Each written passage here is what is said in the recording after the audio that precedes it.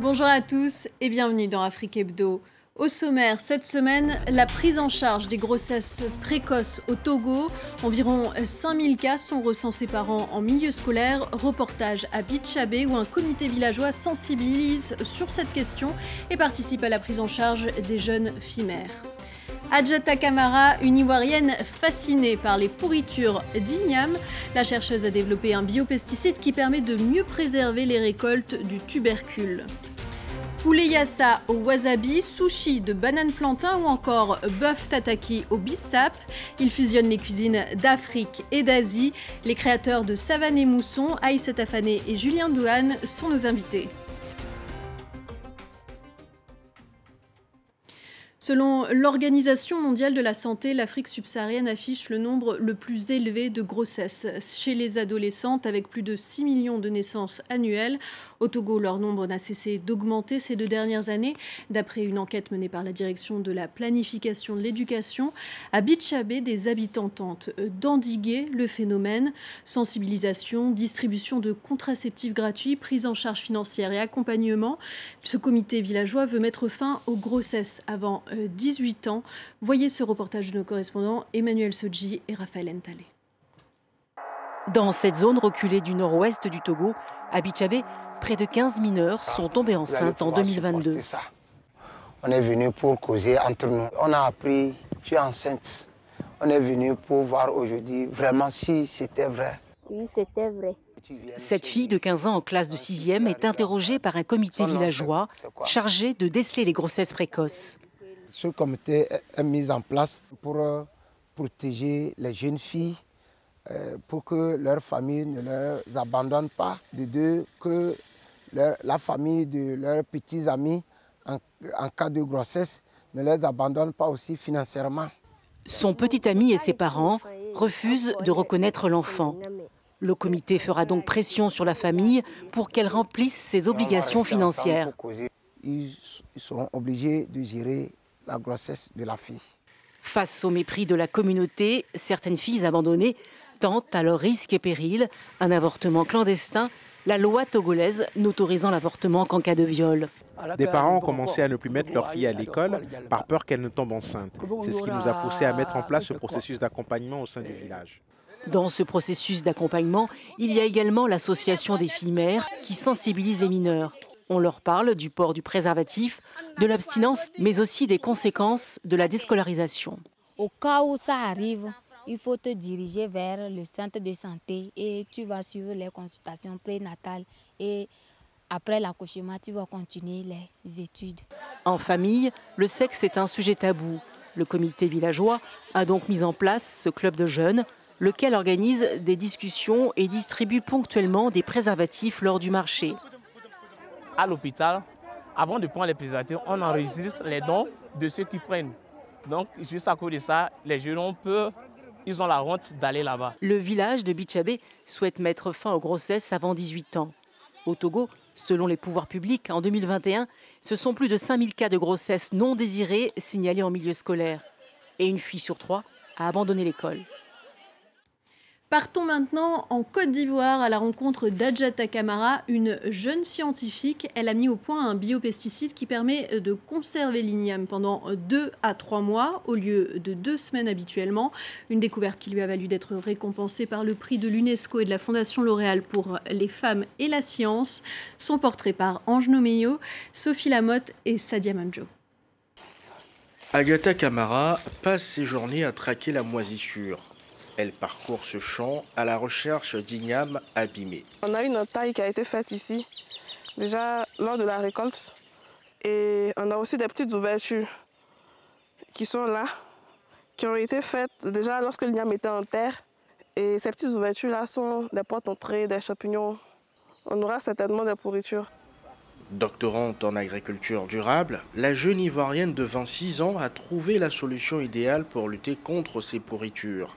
Elle applique aux ignames abîmés un pesticide naturel dans ce laboratoire de l'université Félix Houphouët-Boigny où elle étudie. Et donc je vais utiliser le biopesticide Astone pour lutter contre ce champignon-là qui est appelé le champignon Botrytis diplodia. Issue d'une famille d'agriculteurs, Adjata Camara a régulièrement vu des ignames pourrir dans la plantation de ses parents.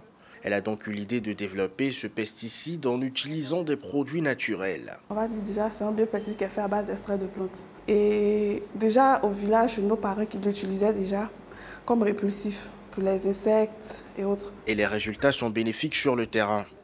Une révolution pour les commerçants, lassés de voir la moitié de leur récolte pourrir en quelques semaines. Le produit du Miss Camara vraiment nous apporte un plus. Parce que sans ce produit, on recevait beaucoup de pourritures et les pourritures sont des pertes. Voilà. Mais quand on utilise les produits, au lieu que ce soit des pertes, maintenant on a des bénéfices. Voilà. Donc en termes économiques, en termes de business, il faut dire que c'est beaucoup rentable. En 2022, les recherches d'Adiata Camara ont été récompensées par le prix lauréat UNESCO pour les femmes et la science. Elle a reçu 10 000 € pour approfondir ses recherches.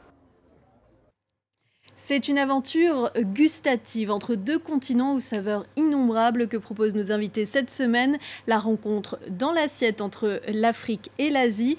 Bonjour Aïssata Fané et Julien Dohan. Bonjour. Vous êtes les créateurs de Savané Mousson. Savané Mousson, c'est quoi ? Savané Mousson, donc c'est un concept qu'on a créé fusionnant l'Afrique et l'Asie et qui se décline selon plusieurs modes de livraison. Donc le restaurant, le food truck qui se trouve aussi en Île-de-France, le bus-restaurant qui se trouve à Paris et également un service traiteur qui opère dans toute l'Île-de-France.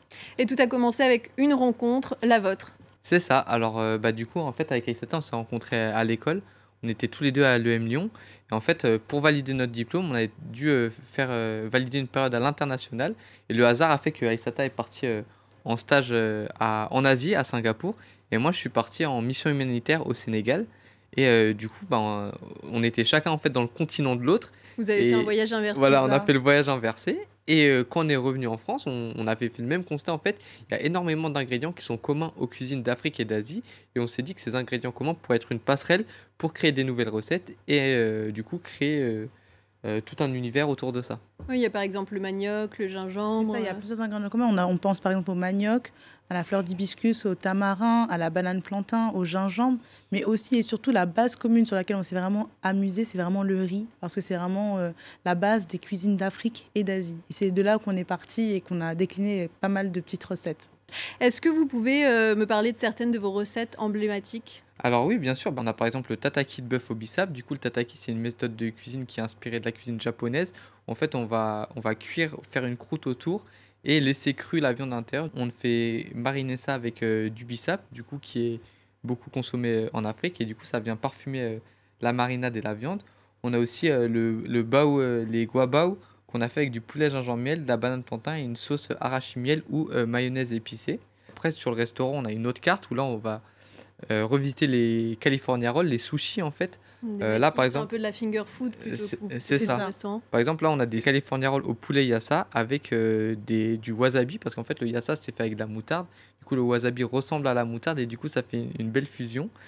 Et là, ensuite, on a des desserts, du tiramisu baobab cacahuète, des panna cotta mangue baobab, des nems chocolat banane. Bref, tout un tas de recettes qu'on s'est amusé à créer avec Aïssata et qu'on distribue sous différentes formes. Et quelles sont vous-même vos recettes préférées ? Une de mes recettes préférées, je pense que c'est le tieb du coup de ma mère. On a voulu garder en fait le côté traditionnel de cette recette et après on le revisite sous plusieurs formes. Au restaurant, par exemple, on a une recette qui s'appelle le red bamako. C'est un riz tieb donc à l'origine et qu'on va venir faire sauter à la thaïlandaise dans un wok avec ananas, oignons pimentés, un peu de sauce soja. Donc tout un tas d'ingrédients asiatiques qui viennent parfumer et relever le riz le goût du riz tieb. Alors, comment est-ce que la passion de la cuisine est-elle arrivée dans votre vie et Julien, notamment, d'où vous vient votre amour de la cuisine africaine ? Moi, déjà, j'étais habitué à manger, on va dire, africain lorsque j'étais jeune, parce que j'allais chez des amis, je mangeais, je découvrais. Mais j'étais pas forcément... Enfin, je mangeais parce qu'on me servait à manger, mais j'étais pas forcément dans la recherche de qu'est-ce qu'il y a dans mon assiette, donc c'est bon, je mangeais. Mais c'est vraiment en grandissant, quand on essaye vraiment de s'ouvrir l'esprit, d'essayer vraiment de comprendre les autres cultures. Et du coup, le déclic, ça a été lors de mon voyage au Sénégal, quand en fait les femmes du village nous faisaient à manger après les longues journées, lors de notre mission humanitaire. Et moi, en fait, je passais dans la cuisine pour voir comment elles faisaient et tout ça. Et du coup, en fait, je remarquais que en fait, elles utilisent les mêmes ingrédients que ma grand-mère pouvait utiliser ou que mon père pouvait utiliser dans sa cuisine. Et je me disais, en fait, c'est fou parce que nous, on les utilise pas pareil. Par exemple, le manioc, nous, en Asie, on va plus le manger sucré. Eux le mangent salé. Et ça, en fait, pour tout un tas d'ingrédients, le gingembre, nous, on le fait plutôt dans des soupes, dans des infusions. Dans des jus. Eux, ils l'utilisent dans un jus.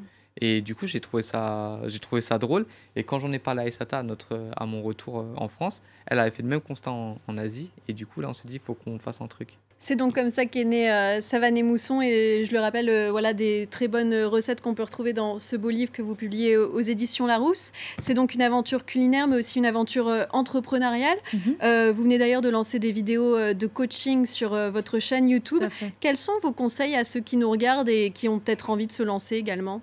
On a eu beaucoup de questions en fait de la part de nos clients ou même des personnes qui nous suivent sur nos réseaux sociaux, que ce soit LinkedIn ou Instagram, des gens qui nous demandent mais comment est-ce que vous avez fait pour vous lancer sans véritablement avoir de moyens, et surtout avec votre jeune âge. On a commencé, je le rappelle, à 23 ans alors qu'on était encore étudiant. Et en fait, il y a beaucoup de gens qui se posent la question de savoir mais comment on fait pour lancer son business quand on est aussi jeune. Et en fait, le principal conseil qu'on donne à ces personnes-là, c'est de tester en fait leur offre avant d'investir de gros moyens derrière. Il faut déjà avoir l'idée, c'est sûr, mais une fois que la personne a son idée, il faut très vite se confronter au marché pour voir quelles sont les limites en fait de son idée, de son projet, de son concept, et de tout de suite pouvoir amener les solutions nécessaires pour pouvoir avancer. Et comment est-ce que vous imaginez l'avenir de Savane et Mousson ? Est-ce que vous allez peut-être ouvrir un restaurant à Bamako ou à Dakar ? C'est le but, ce serait le rêve, vraiment. Oui, ce serait hyper fort comme message qu'on puisse ouvrir un Savane et Mousson en Afrique, un Savane et Mousson en Asie, pour montrer qu'il y a vraiment quelque chose à faire entre ces deux continents et finalement les rapprocher via la cuisine et via notre projet. On vous le souhaite en tout cas. Et moi, je sais ce que je vais manger ce soir. Merci beaucoup Aissata Fané et Julien Dehaene d'avoir été les invités d'Afrique Hebdo. Et c'est ainsi que se termine cette émission. Merci à vous d'avoir été avec nous.